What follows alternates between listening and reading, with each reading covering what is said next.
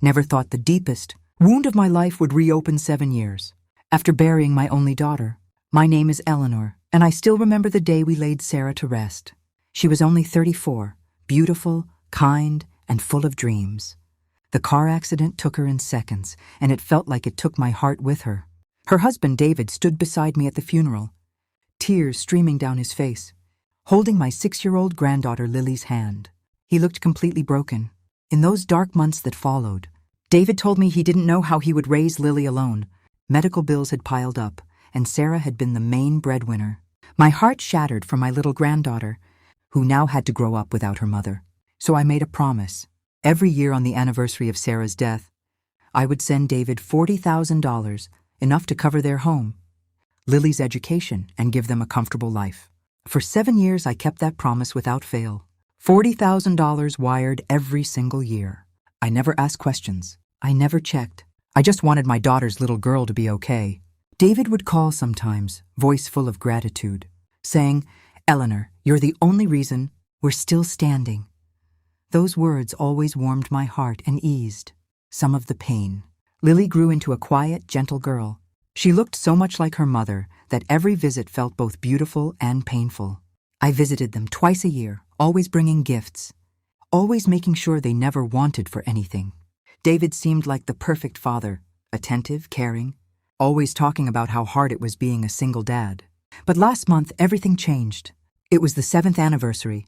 I had just wired the money and decided to visit them for the weekend. Lily, now 13, met me at the door. Her eyes looked different, heavier, older than her years. As I hugged her, she held on a little tighter than usual. Later that evening, while David was in the kitchen making coffee, Lily suddenly grabbed my sleeve and pulled me closer. Her small hand was trembling. "Grandma," she whispered, voice barely audible, "you have to stop. He's lying to you." My heart skipped. I looked into her eyes and saw real fear. That single whisper sent ice through my veins. What secret could be so heavy that a 13-year-old girl risked everything to tell me? That night I couldn't sleep. Lily's words kept echoing in my mind.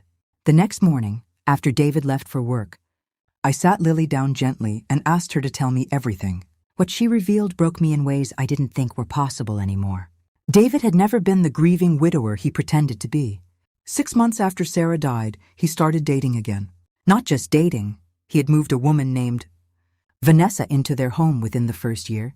They had been living together for almost 6 years. Lily told me how she was forced to call this woman Aunt in front of people and how David warned her never to mention it to me. But that wasn't even the worst part. The $40,000 I sent every year? Most of it never went to Lily's future or their home. David had used my money to buy a luxury apartment for Vanessa, fund expensive vacations, and even start a side business in her name. Lily showed me photos on an old tablet she had hidden. Pictures of David and Vanessa, smiling on beaches, in new cars, living the life I thought they were struggling to keep together. I felt sick. All those years I had sacrificed from my retirement savings, believing I was honoring my daughter's memory, believing I was protecting my granddaughter. Instead, I had been funding a lie. The betrayal cut so deep I could barely breathe. This man had looked me in the eyes every year, taken my money, and played the role of the perfect son-in-law while building a whole new family. Behind my back, he had used my grief, my love for Sarah, as a weapon. Lily cried as she told me how David would shout at her whenever she asked about the money or mentioned her real mother too much. "Your grandma is rich and lonely," he would say. "She needs to feel useful." Those words destroyed me. I held my granddaughter while she sobbed, and in that moment, something inside me shifted. The pain was still there, raw and crushing, but beneath it, a quiet, burning strength began to grow. I was no longer just a grieving mother. I was a grandmother who would do anything to protect what was left of her family. I told Lily, "Sweetheart, this ends now." The next few weeks were painful but necessary. I stopped the payments immediately. When David called, confused and angry, asking why the money hadn't arrived, I calmly told him we needed to talk in person. He came to my house alone. The moment he walked in, I could see the mask slipping. I played the recordings Lily had secretly made of his conversations. I showed him the bank statements I had quietly requested and the evidence of the second household. His face went pale. "You used my daughter's death as an ATM," I said. voice steady but filled with years of suppressed pain. "You lied to me. You hurt my granddaughter. And now it's over." David tried to beg, tried to twist the story. But I had already spoken to a lawyer. I demanded every cent back that I could legally recover. The house Sarah and he had lived in was still partly in my late daughter's name.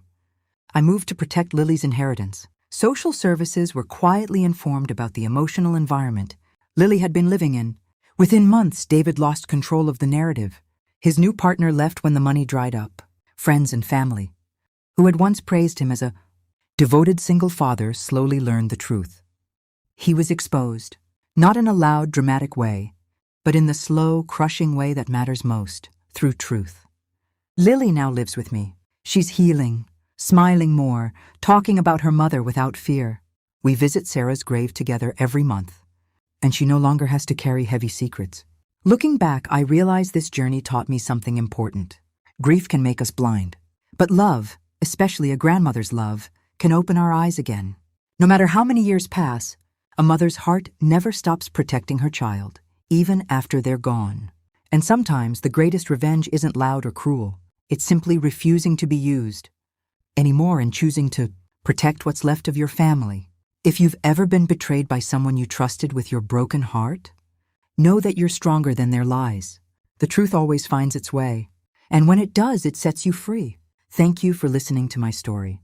If it touched your heart, please share it with someone who needs to hear it. Take care of the people you love while you still can.